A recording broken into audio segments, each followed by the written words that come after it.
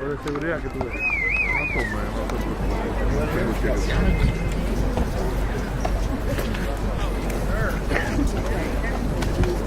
First of all, thank you for being here. You really woke me up this morning, even though I was up at 5 o'clock. This is a real wake-up call. God is good. Elsie and I bought this home right behind me here 42 years ago for $19,000. A few of the people don't believe that we still live here. We do live here. Why? Why shouldn't we live here? It's the same home I raised my family in. Same place I would sit with Elsie at the kitchen table on a Friday night at the end of the work week to figure out which bills to pay and whether we could afford a family vacation or a luxury item like a TV. Many times we would have to save up for those things. Like you. You know, when we moved here, I remember someone saying to me, and I want you to listen very carefully to this, please. You don't want to live here. This neighborhood is changing. I knew what they meant, and you know what they meant. So I told the person who said that to me, I know it's changing. That's why I want to live here. Because I wanted to raise my family in a place just like this. I've never forgotten my roots. They define me as a person. That's who I am. And they define who I am as an elected official as well. I was born and was raised just a hop, skip, and a jump from here. My parents only had a grammar school education, but they were among the smartest people I ever met in my life. My mom stayed at home. My dad worked for the railroad, 47 years. Had a second job working the docks. You know what that means, Eddie.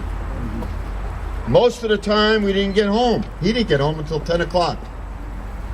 That's when he ate. His hustle and work ethic lives on in me. I was the first in my family to graduate high school, to go to college, to go to grad school, to have that opportunity. Service to our country was important to me. So I enlisted in the U.S. Army, did active and reserve duty. I went on to teach history in Bergen County and at Fairleigh Dickinson University. Teaching was one of the best jobs I ever had. And I am proud of teachers all over America. To this day, I'm honored whenever I run into one of my former students who enjoyed taking one of my classes, hearing about the positive impression it left on their life. I've often kept in touch with them because the experience meant so much to me personally. I was elected to public office when I was 50 years of age. I took on the establishment. And as you remember, in the mayor's race, I got more votes than all of my opponents put together. Putting government back in the hands of those who worked hard every day and weren't getting enough in return from City Hall, the taxpayers. Holding office has never been about climbing up the political ladder, but a way for me to help my community that meant so much to me. And that's what public office should be. In 1996, I took on one of Newt Gingrich's lieutenants in their contract on America. And I won a seat in the Congress, where I devoted my energies to fighting for working class people and America's disappearing middle class.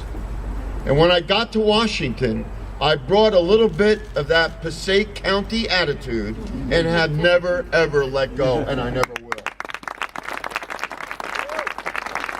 And I call call me old-fashioned, but I have so much respect for people who go out every day, work quietly, work hard at our jobs, their jobs, put bread on the table for their families that they're devoted to. And while the faces and the nationalities may change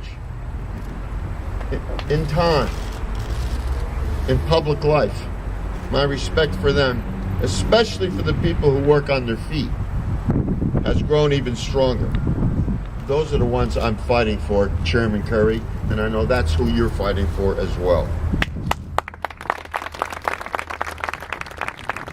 When I wake up every morning, I worry about ordinary folks who'll have to decide between paying a college tuition bill for their kid or a mortgage payment on their house.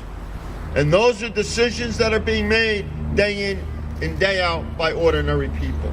Oftentimes, middle-class people make too much to qualify for financial aid, but too little to get a second mortgage on their home. There's something fundamentally wrong with that. You agree with me? Yeah. Something fundamentally wrong. America should be the land of opportunity, not just for the elite few who get the greatest tax breaks, but for those who are stuck in the middle, who work harder than ever to stay afloat and save, but wind up living paycheck to paycheck. Hear me. I think about the waitress I met at a diner not too long ago. Works 3 jobs while her husband works 2. Thank God her mom, who couldn't afford her property tax bill and now lives in their home because the waitress and her husband can't afford health care, can't afford child care for their 2 young kids. This is too common. People who are underemployed. The wheels are turning, but the car ain't moving. When I think about the raging debate on health care reform, I think about when my oldest son was 16, Billy, and our priest issued him the last rites because of a sudden illness.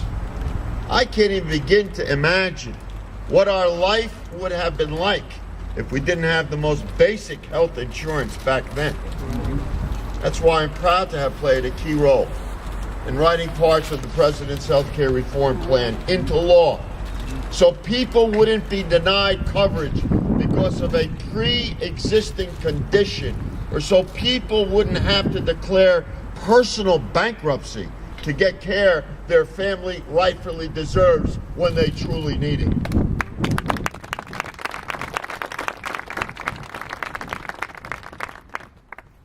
My friends, this campaign is about the future.